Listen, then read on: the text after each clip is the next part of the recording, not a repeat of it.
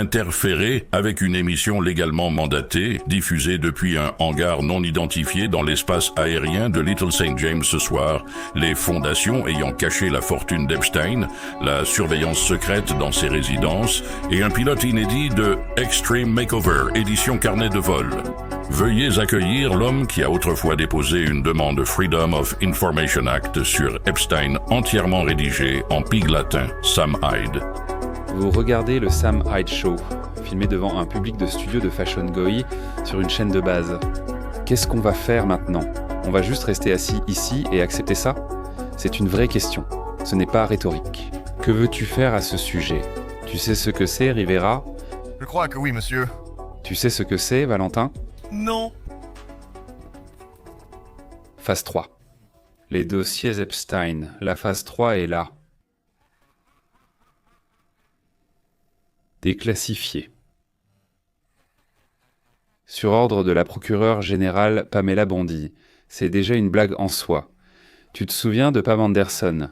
Tu te souviens de Barb Wire et de sa sortie ? On dirait qu'elle s'appelle Pamela Barb Wire. On dirait que son nom, c'est Pamela Fellation. Pamela Bondi, qu'est-ce qu'elle va faire ? Faire une fellation ? Procureur général. Oh oui, monsieur. Je vais aller à la guerre pour Pamela Bondi et le directeur du FBI. Cash Patel. Comment en est-on arrivé là ? Comment en est-on arrivé là ? Cash Patel. Cash Patel, le vrai. Ce type n'arrive même pas à soutenir le regard. Il ne peut pas soutenir le regard. L'administration la plus transparente de l'histoire. Le 45e et le 47e président des États-Unis, Donald J. Trump. Que donne la somme de 45 et 47 ? Vous obtenez 9-11. La preuve, c'est dans le pudding. Oh, oups. Oups. Oups. C'est un livre de coloriage. Il y a des jeux dedans. Oups. Ah, merde. Voici la première phase des dossiers Epstein. Tu le retournes, non, ça devient la phase 1. Merde. Ce n'est même pas fabriqué en Amérique, mais au Vietnam. Les gars, comment je suis ? C'est un moment de fierté pour moi. Fais attention avec ça. C'est une page vraiment importante. C'est un peu comme un livre dont vous êtes le héros. Une femme et un Indien, ça ressemble au début d'une blague. Mais malheureusement, c'est notre administration. Nous sommes le début du prochain film Spider-Man. Cash Patel dans le rôle de Spider-Man. Tu as fière allure, Valentin. Merci. Valentin aurait dû être là pour la première phase, mais heureusement, il est en présent pour la troisième. Maintenant, voilà le truc, les gars. La phase 3, personne d'autre ne l'obtient. C'est nous qui l'avons. Seulement nous. Ces pigeons, ces idiots de la phase 1, n'ont même pas eu la phase 2. Ils sont passés à côté. J'ai la phase 3, y compris cette garce, Lips of TikTok. Femme méchante. Ah bon ? J'essayais de te soutenir. Elle est douée, on dirait bien. Je ne connais rien à Lips of TikTok. Écoute, j'ai couché avec Lips of TikTok. Oui, je l'ai fait. J'ai couché avec Lips of TikTok. C'est vrai. Récemment ? Non, pas récemment. Mais c'est vrai. Il y a 8 mois, j'ai couché avec Lips of TikTok. Je ne mens pas. C'est ça le plus fou. Bien sûr, on veut savoir où. À Washington, quand nous étions en tournée pour notre spectacle de stand-up. Je suppose qu'elle est allée au spectacle. Non. Elle te l'a dit après ou avant ? Je suis sérieux. Elle m'a écrit sur Twitter. Vraiment ? Ouais, waouh. Trouve une photo de Labs of TikTok et ne me montre pas en train de boire à la caméra.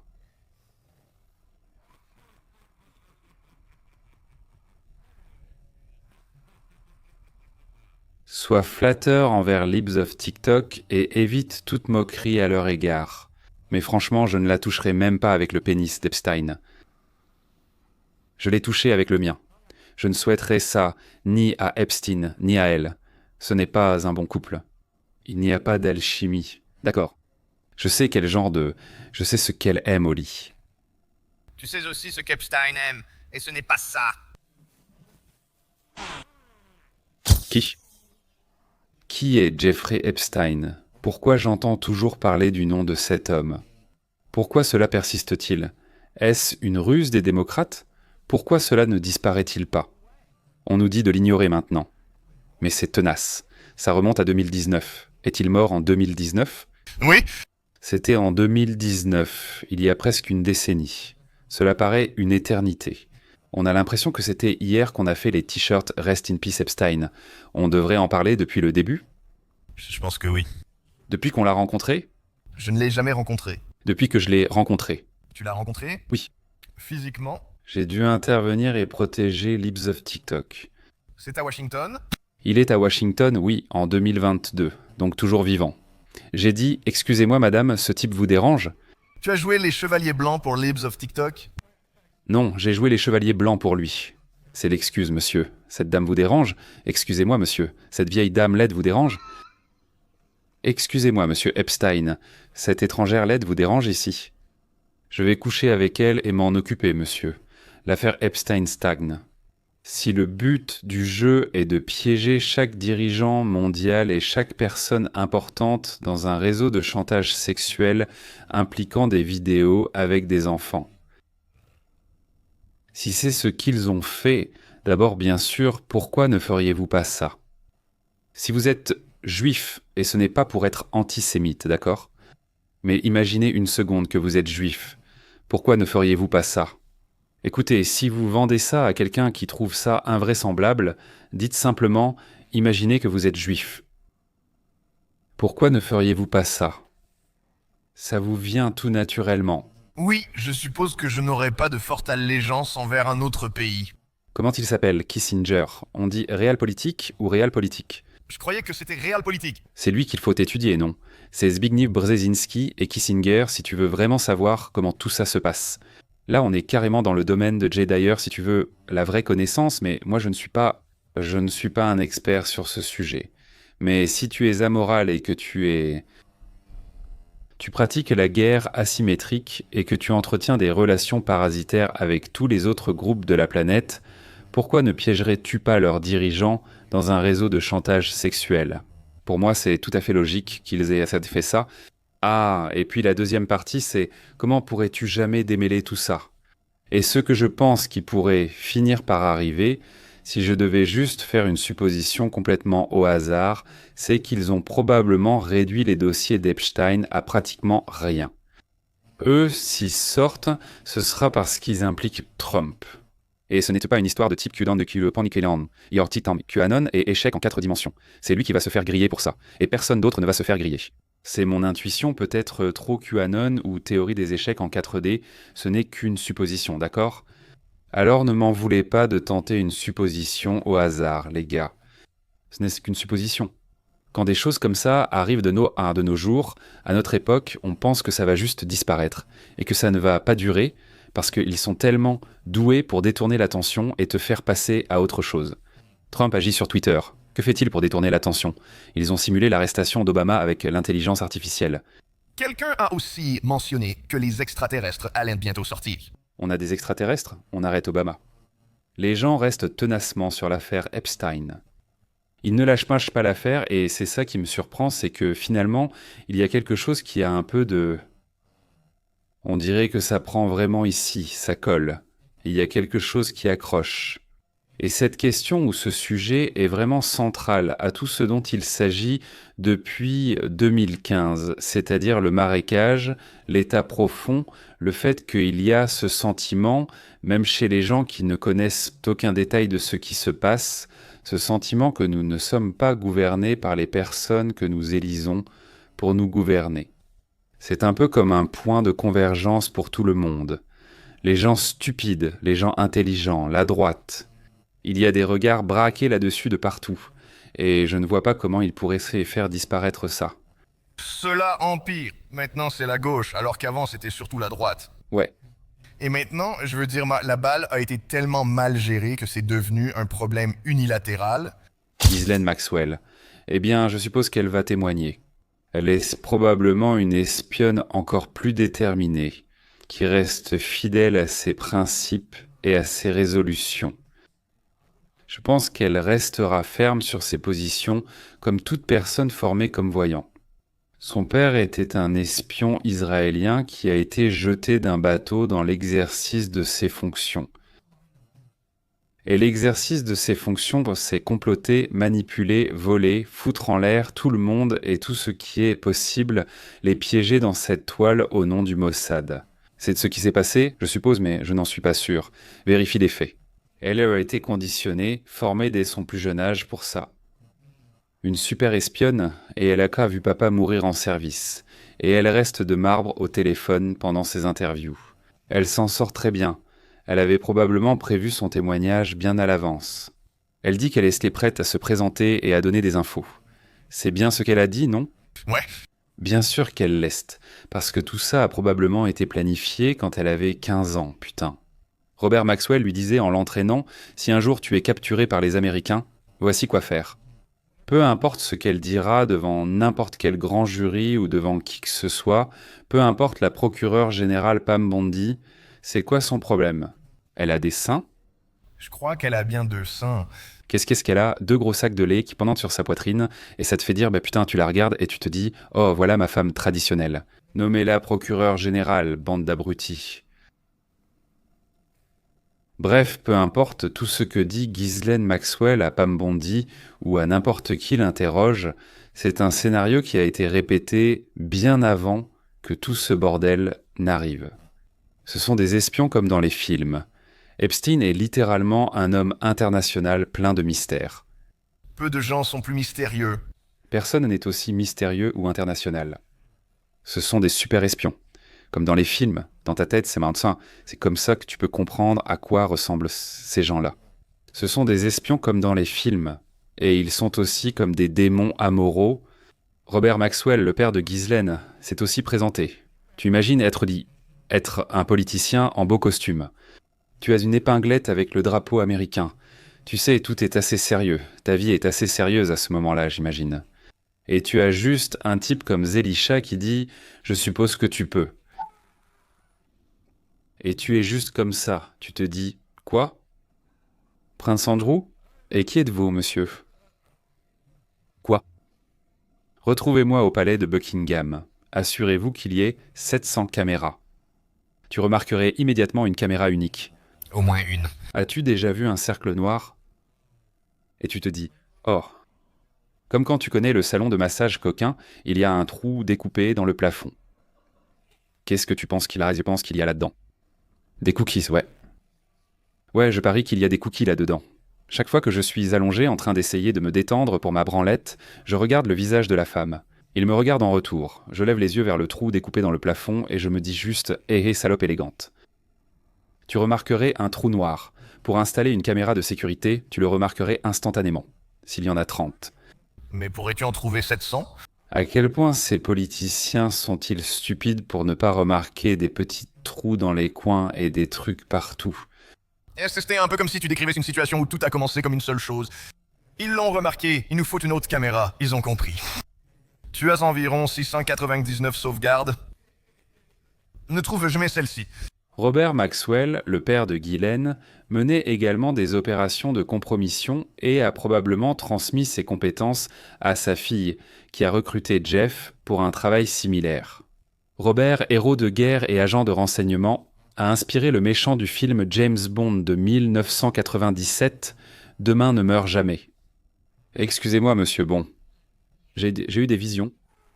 C'est ici qu'ils ont dévoilé la BMW. RR1200C. C'est une remarque d'une personne vraiment obsédée par les voitures.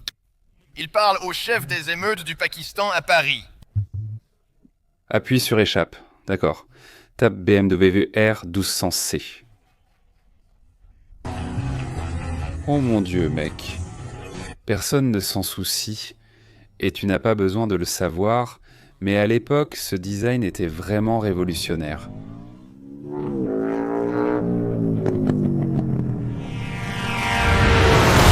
C'est de nouveau l'heure de mon petit moment de jeu autistique. La partie de l'émission où l'on parle de la seule chose qui compte, ma seule véritable échappatoire. Nous allons donc parler de la BMW R1200C. Peux-tu taper qui a conçu la BMW R1200C ? Quel héritage a laissé au monde Simolini ? Quoi d'autre Luca Simolini a-t-il conçu ? Sans doute beaucoup de bonnes choses. Peu importe. Regarde ça. Bon, revenons à Epstein. Qui est ce type ? Tu m'en parlais, Jeffrey Epstein. Je ne connais pas son nom, ni qui c'était. Non, c'est un financier. J'ai un financier. Un financier ? Tu l'as rencontré ? On dirait un accent de la Nouvelle-Orléans complètement raté. C'était bien, Finalcio disait « bonjour ».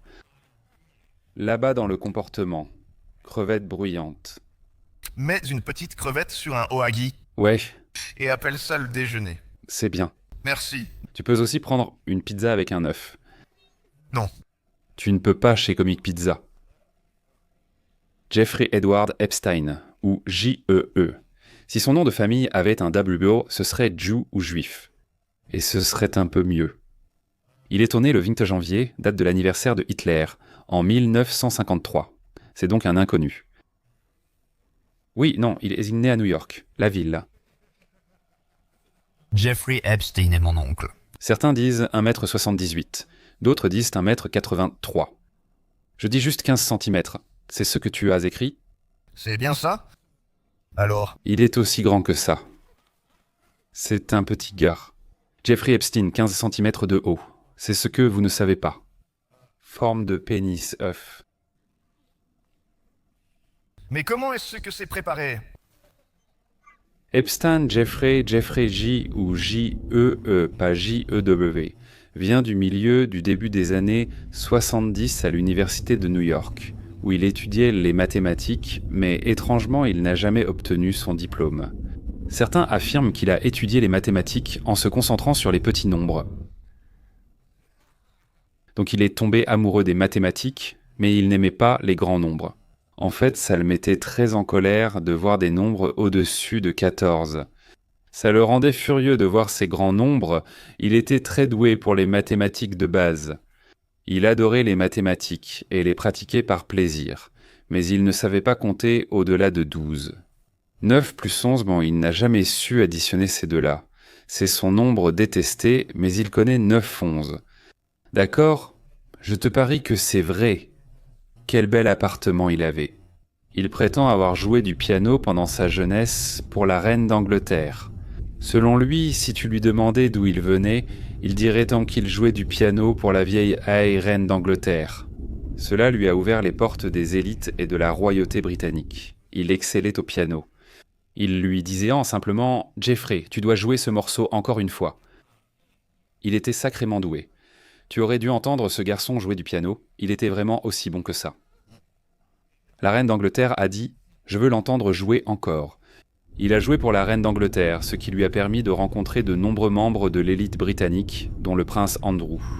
C'est pendant cette période qu'il a mémorisé ses tables de multiplication et appris l'art magique rabbinique de la sorcellerie des nombres pour jeter des sorts sur les mastes bovines. C'est la magie des nombres de la Kabbale. Je te maudis avec le 9. Je lance le 9. As-tu ressenti quelque chose ? Je viens de te faire perdre ton emploi. Même si Jeff n'avait aucun diplôme, garde ça en tête, il n'a aucun diplôme. Le célèbre agent de l'Office of Strategic Services, prédécesseur de la CIA, Donald Barr, qui était le directeur de l'élitiste Dalton School, a embauché Jeff pour enseigner les mathématiques et la physique. Rappelle-toi, sans diplôme, peu de temps après avoir quitté la Dalton School, Barr Senior a justement écrit une histoire de science-fiction intitulée « Space Relations ». Nous avons imprimé ça et j'ai regardé une page et c'est tellement tordu. C'est vraiment mauvais. C'est un peu... Oui, c'est effrayant, je dois le dire. Il se trouve que c'était une histoire sur le pouvoir des élites, la drogue et l'esclavage sexuel dans l'espace. Je me suis demandé si c'était comme Emmanuel in Space. Tu te souviens ? Malheureusement, oui, je m'en souviens. C'est pour les oncles. Enfant des années 90, si tu regardais Cinemax tard la nuit, tu voyais ce scintillement. Ouais, je l'avais... Si tu ne payais pas, si tes parents ne payèrent pas pour ça. Et il y avait un film érotique, je crois qu'on y montrait de la nudité, intitulé Emmanuel in Space. Emmanuel est un prénom féminin, d'accord ? Ce n'était pas Emmanuel. Ah, d'accord. Ça a plus de sens? Mais ce type, ce Donald Barr, a écrit Space Relations. Est-ce qu'on a un résumé de ChatGPT là-dessus ? Si tu veux une copie, elle est juste là avec comment fabriquer une bombe. C'était 3500, Oui, un net à 400, l'autre version reliée à 3500. la reliée, 3500. Oh mon Dieu, mec. Space Relations par Donald Barr. directeur de la prestigieuse école Dalton, un conte interplanétaire légèrement gothique. Et c'est juste comme une étrange science-fiction de torture pornographique. L'ambassadeur John Craig, un terrien autrefois libéral, est envoyé sur la planète Kassar. Kassar est un lieu d'exil pour les extrémistes politiques et est gouverné par un haut conseil oligarchique composé de 7 nobles, chacun responsable de son propre domaine. Et ils en viennent à kidnapper des humains pour en faire des jouets illégaux pour les super riches de la galaxie. Oh, scandaleux et épicé. Après avoir pris le contrôle du vaisseau, Craig est réveillé par les pirates afin qu'ils puissent les regarder déflorer une vierge rousse de 15 ans. Craig passa ensuite 2 ans comme esclave de la ravissante et hypersexuelle Morgan Sidney, la seule femme membre du Haut Conseil oligarchique, violant des humains sous leur domination, y compris une esclave adolescente dans une clinique d'élevage d'esclaves.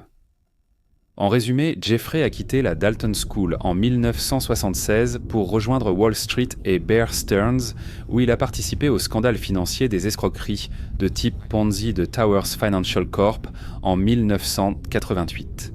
On dirait quelque chose tout droit sorti d'un film d'action des années 80. Tu ne veux surtout pas être impliqué dans les escroqueries de type Ponzi de Towers Financial Corp.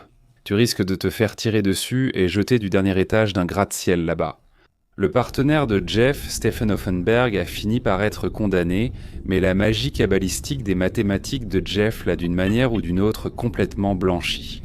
Il a juste lancé un mauvais œil au juge, 2 ans et demi. C'est mon imitation d'un rabbin. C'est pendant cette période qu'il rencontre Robert Maxwell, le célèbre super-espion de la guerre froide et magnate des médias, qui travaillait comme prédateur de rachat d'entreprises pour Rothschild Incorporated.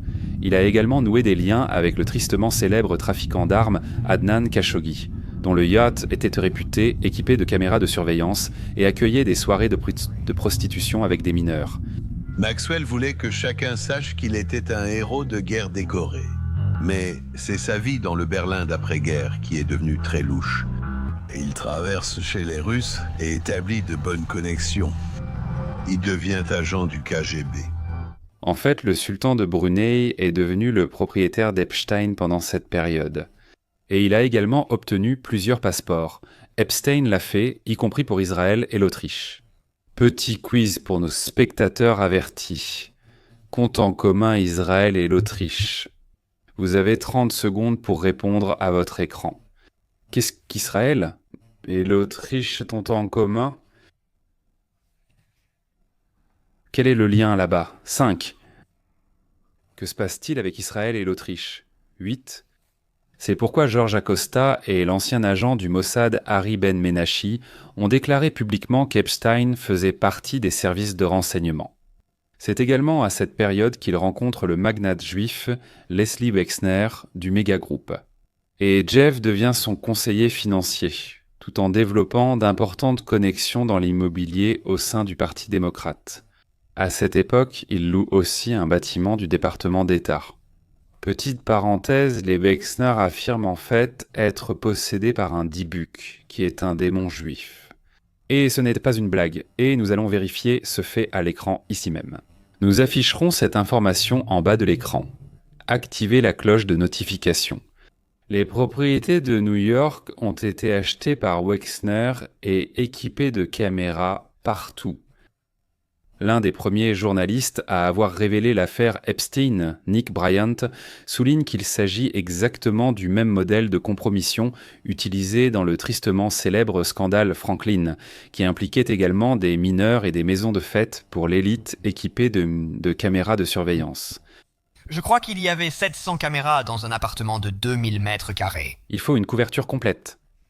Caméras dans les toilettes. L'aquarium, c'est un vrai casse-tête avec une vingtaine de caméras.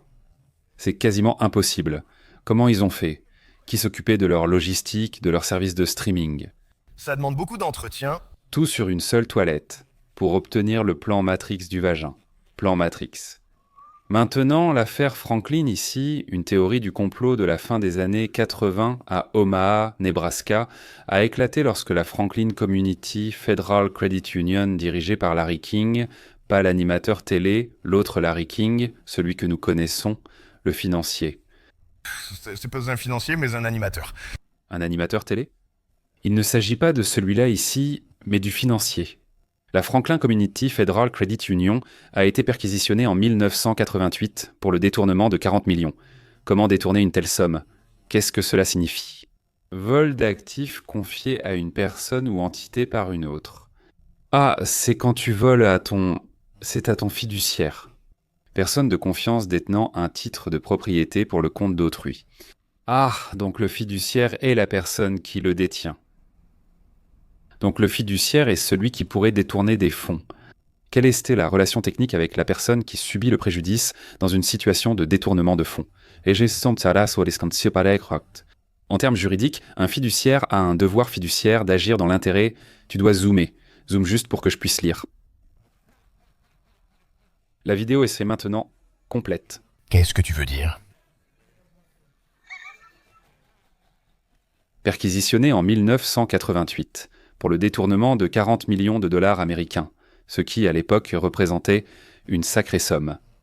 Des allégations ont vite affirmé que King et les élites dirigeaient un réseau de trafic sexuel d'enfants en faisant voyager des enfants placés pour être abusés par des politiciens et hommes d'affaires avec des rumeurs de drogue, rituels sataniques et meurtres. Un comité du Nebraska, mené par la sénatrice Lauren Schmidt, a enquêté mais a rencontré la résistance des forces de l'ordre, du FBI et des médias. Ceci est un paragraphe de ChatGPT et vous n'obtenez ici qu'un tout petit peu de vérité. La seule vérité, c'est à rencontrer de la résistance.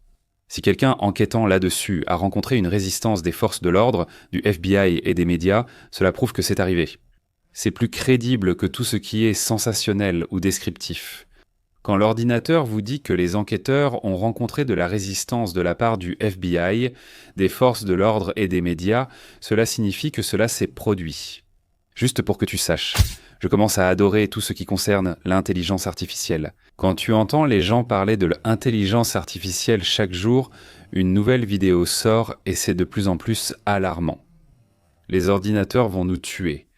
Ce que ça veut dire, quand tu entends ça, traduis-le dans ta tête par « le prix de mon action va augmenter ». D'accord ?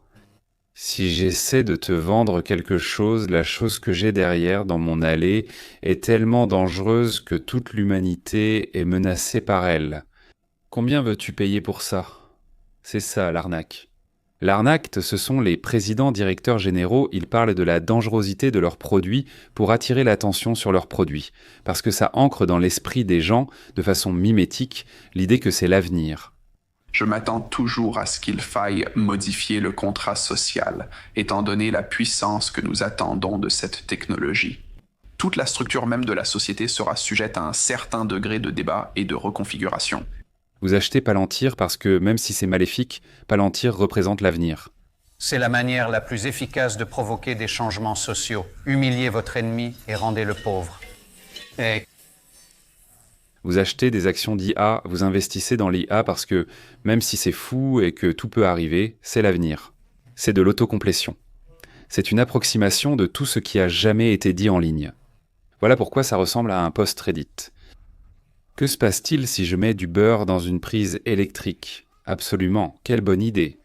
Maintenant, vous vous demandez peut-être, que se passe-t-il si on met du beurre dans une prise électrique? Eh bien, plusieurs choses. Voici un point clé pratique.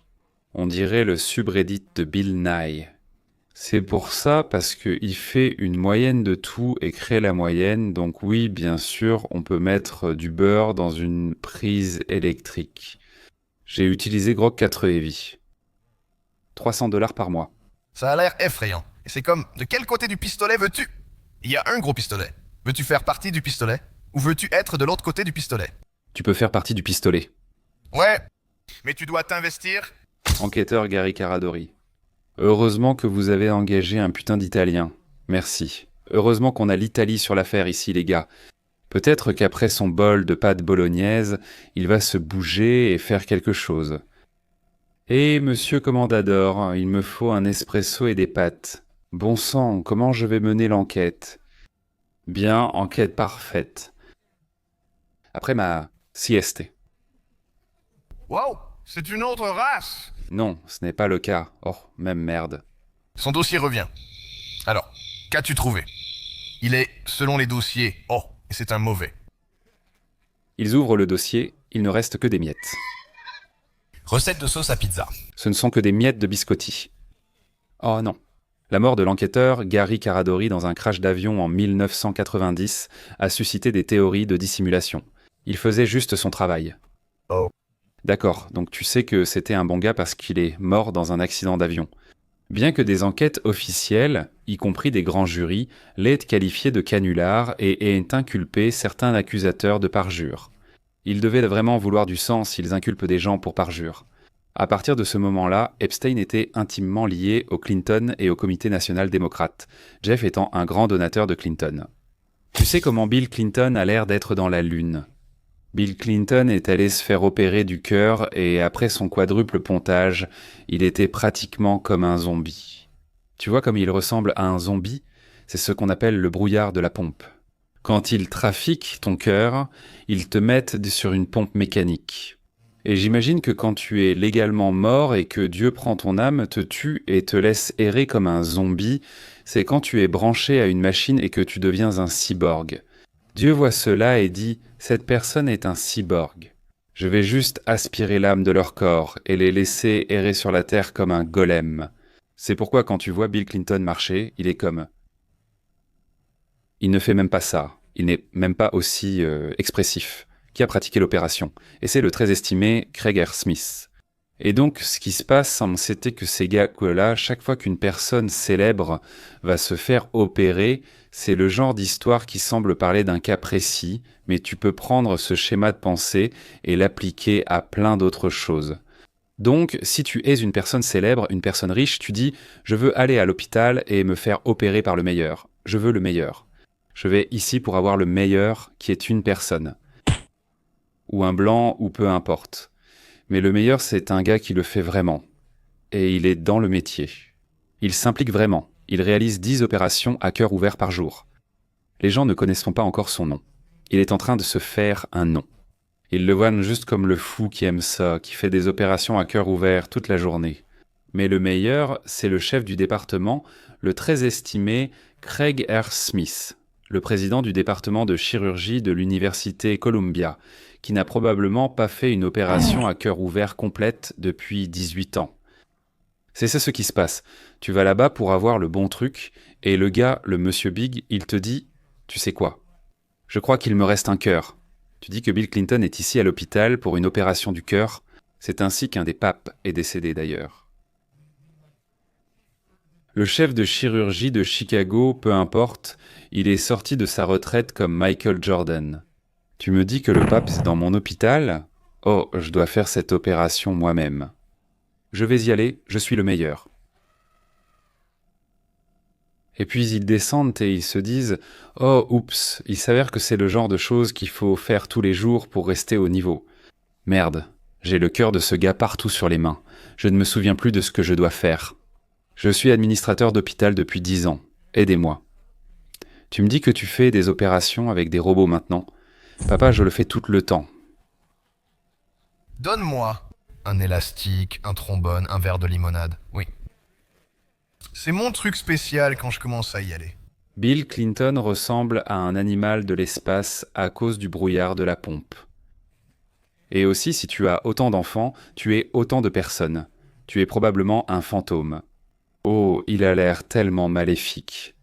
À partir de ce moment-là, Epstein était intimement lié au Clinton et, par exemple, l'ancien Premier ministre israélien Ehud Barak a rencontré Epstein des dizaines de fois officiellement, faisant semblant d'avoir une conversation importante avec un proxénète.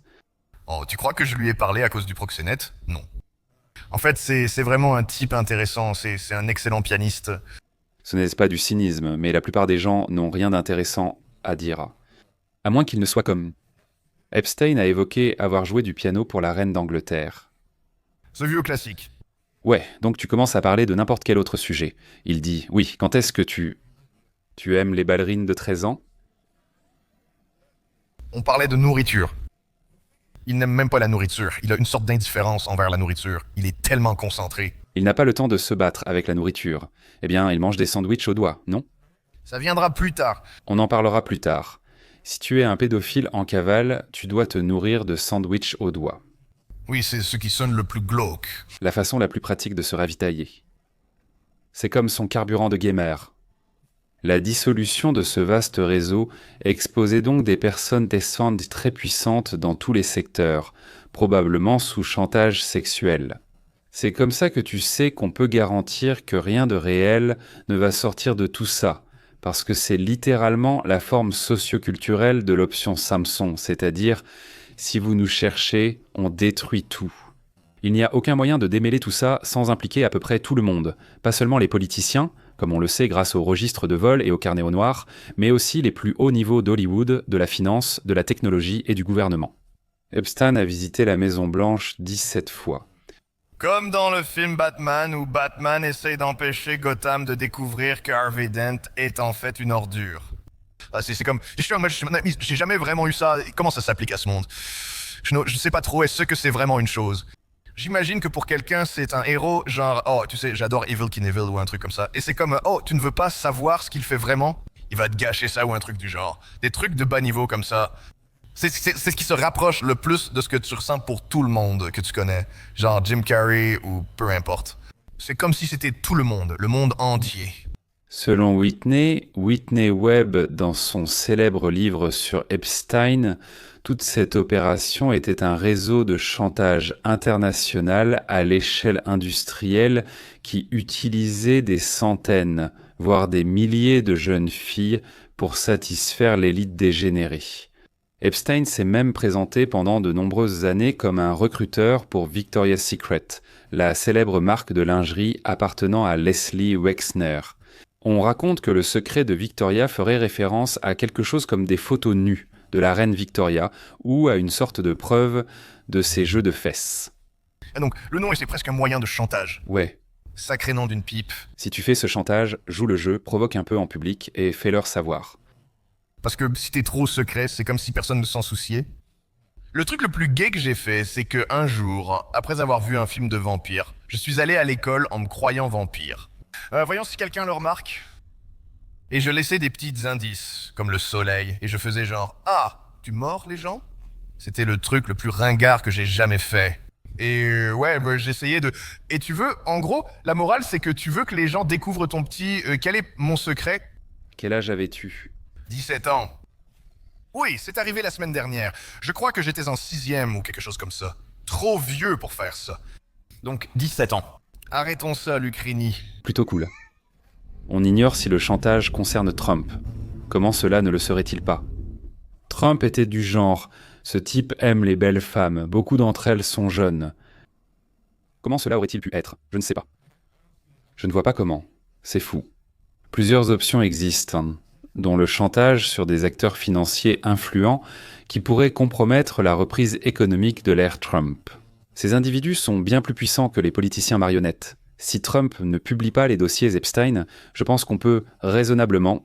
Je pense qu'il faut s'attendre au pire et que, s'il publie quelque chose, ce ne sera pas important. Ce sera comme les pages noires de la phase 3. Totalement censurées, ils ne publieront rien, rien ne sortira. Oui, ça ne donne pas l'impression que ça va arriver